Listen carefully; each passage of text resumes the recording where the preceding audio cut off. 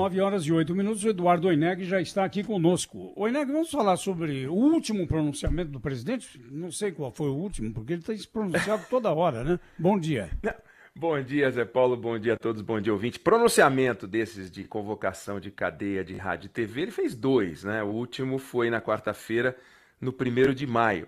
Ele faz vários pronunciamentos em rede social, mas essa convocação de cadeia de rádio e TV, que só 4 brasileiros podem convocar, né? O titular da presidência, o titular da Câmara e do Senado e o presidente do Supremo Tribunal Federal. É uma coisa muito específica. A gente já teve governos que chamaram mais cadeia de rádio e TV, outros que chamaram menos, mas o pronunciamento, o último, foi no 1º de maio. O Brasil tem uma série de datas, que são datas, não digo festivas, mas são datas comemorativas, né?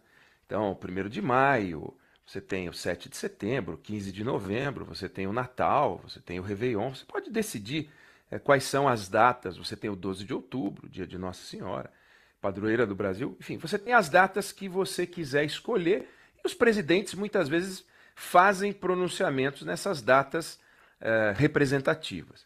E o dia 1º de maio talvez seja a data mais significativa, não porque ela seja uma data significativa no Brasil, porque é um dia internacional e num momento em que o trabalho no Brasil está numa situação dificílima, complexa.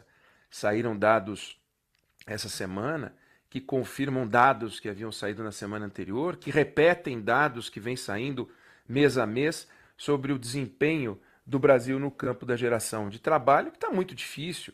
São 13 milhões e tantos de desempregados, fora aquelas famílias que você tinha uma pessoa trabalhando, 2 estudando, e você tem agora 3 pessoas tentando buscar renda para formar a renda de um e interrompendo faculdade, interrompendo cursos de extensão. Então, e no meio de tudo isso, né, os sindicalistas convocam uma greve geral. Quer sensibilidade maior do que essa?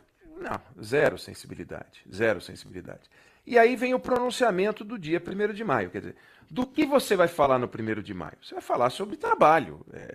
Do contrário, você convoca no dia 3 de maio, dia 5 de maio, mas dia 1º de maio você chama a cadeia de rádio e TV. A expectativa é, vai falar de trabalho, então vai falar sobre o que o governo está fazendo para produzir oportunidades de trabalho, ou pelo menos vai dizer, olha, nós estamos trabalhando duro, vocês estão aí com dificuldade, nós estamos vivendo um momento muito difícil, estou com 120 dias de governo só, mas deixa eu falar do meu compromisso com geração de emprego, renda e tal. E ele aproveitou o 1º de maio para falar da medida provisória da liberdade econômica, uma medida importante, muito importante, que desburocratiza as tais startups, as micro e pequenas empresas. É algo importante e que vai ter impacto sobre geração de emprego. Mas não é uma resposta para o momento, para a aflição das pessoas. Então, o pronunciamento que um presidente faz, e aí vale para todos os presidentes, ele sempre é cercado de muito cuidado. Vamos lembrar que foi num pronunciamento da Dilma que surgiu o panelaço. Vamos lembrar que quando o Collor foi à televisão na crise do impeachment, as pessoas saíram à rua e surgiu caras pintadas. Então, pronunciamento é uma coisa que envolve, tem uma importância, tem repercussão nacional, e como ele, você bem lembrou, sempre faz pronunciamentos nas redes sociais, mas quando ele fala nas redes sociais, ele está falando com uns 11 milhões e meio de seguidores que o admiram, entre eles há provavelmente os que não gostam dele, mas não importa, são pessoas que vão atrás dele. Ele coloca o vídeo, ele coloca o áudio e as pessoas assistem porque desejam assistir. São seguidoras do Jair Bolsonaro. Nas cadeias de rádio e de televisão, as pessoas estão na sua casa, estão no seu carro e de repente surge, ele entra na casa das pessoas. E quando você entra na casa das pessoas, você entra no carro das pessoas, você entra no ambiente, você tem que justificar o que você está fazendo ali, né? Olha, eu sou o presidente da República, dá licença, eu vou ter uma mensagem para vocês. Então é preciso que pronunciamento não é algo obrigatório. O presidente não precisa fazer pronunciamento.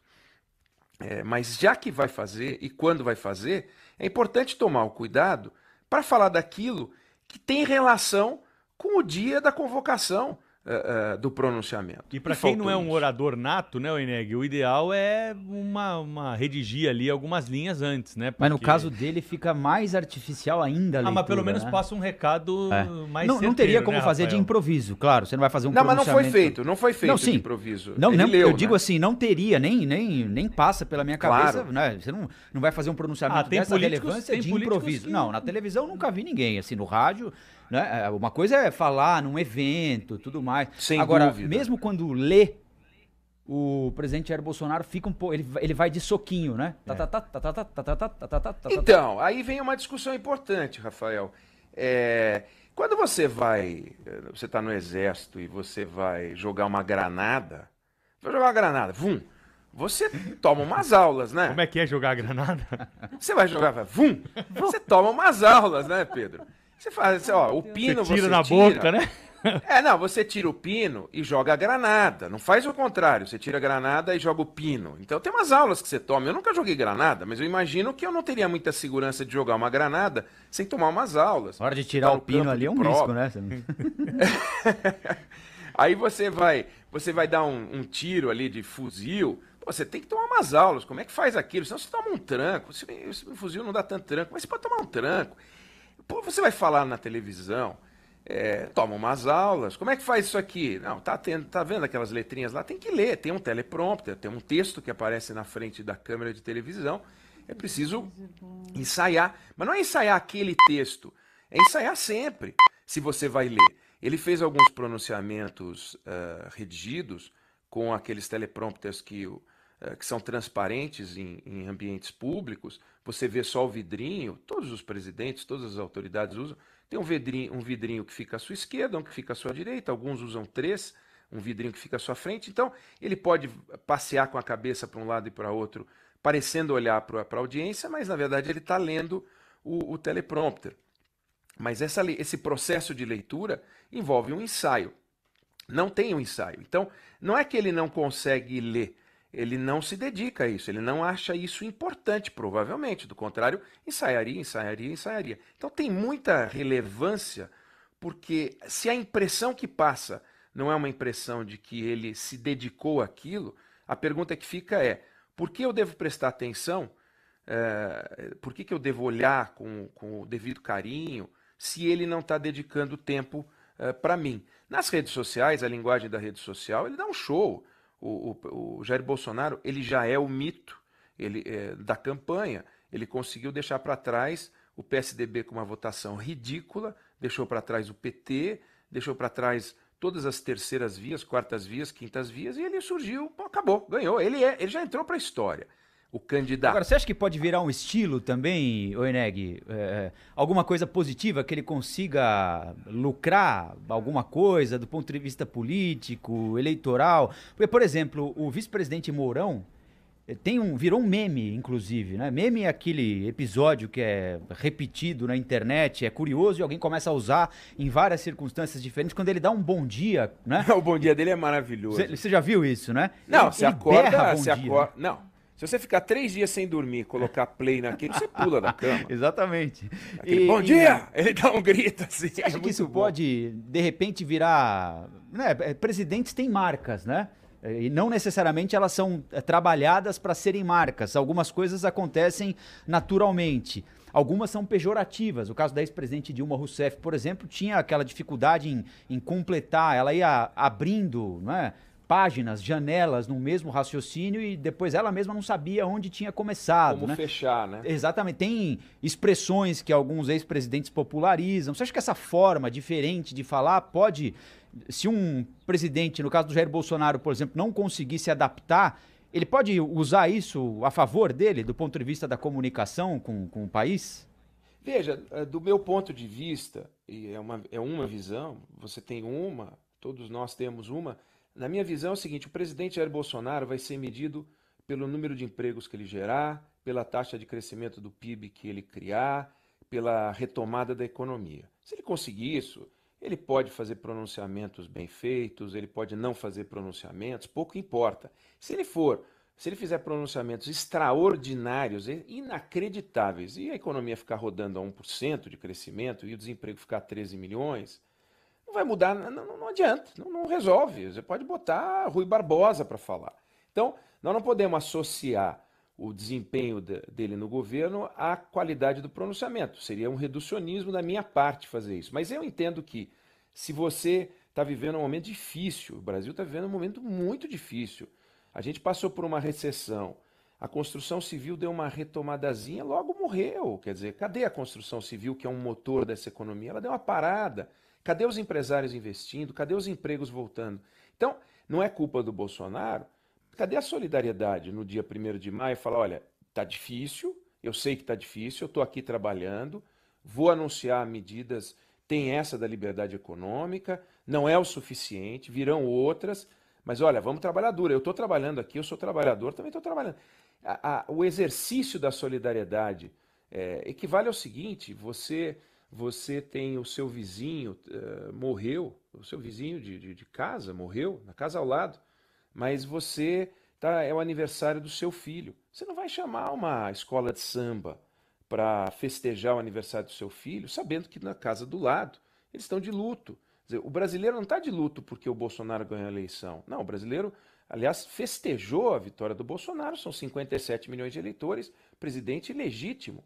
O que as pessoas, no entanto, que estão sem emprego ou que estão trabalhando para pagar o jantar e vendendo o almoço, aquela coisa louca, eles esperam solidariedade, mesmo da pessoa que eles admiram.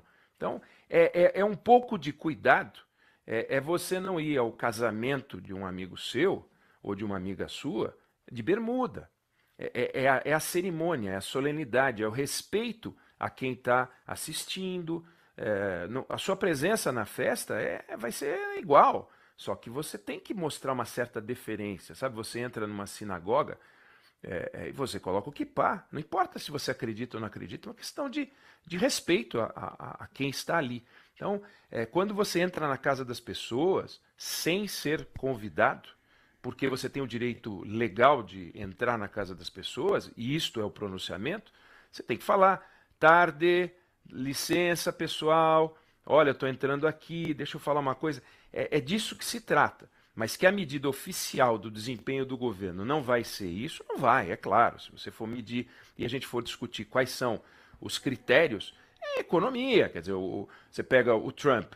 O Trump, ele é rústico, o Trump, ele é agressivo. O Trump, aliás, fez um pronunciamento, lá é diferente, mas eles fazem de vez em quando, e é muito raro, ele fez um pronunciamento, ele está em 2 anos e meio de governo, mas a economia está rodando bem. A economia está num bom momento. Então, isso torna-se menos importante. Num país em que ele está completando 120 dias de governo, quer dizer, o 1º de maio era 120 dias de governo dele também. Então, é preciso ter um pouco de cuidado, porque se ele está festejando uma medida provisória que é importante para o país, tem que saber que tem um monte de gente que está querendo ouvir o seguinte, tá bom, mas e como é que eu faço? Quando é que vai ter o meu emprego? Porque aqui no meu bairro está difícil, né? E daí, né, a pergunta. Bom fim de semana então, hein, Werneck? Igualmente, segunda-feira estamos juntos. Grande abraço.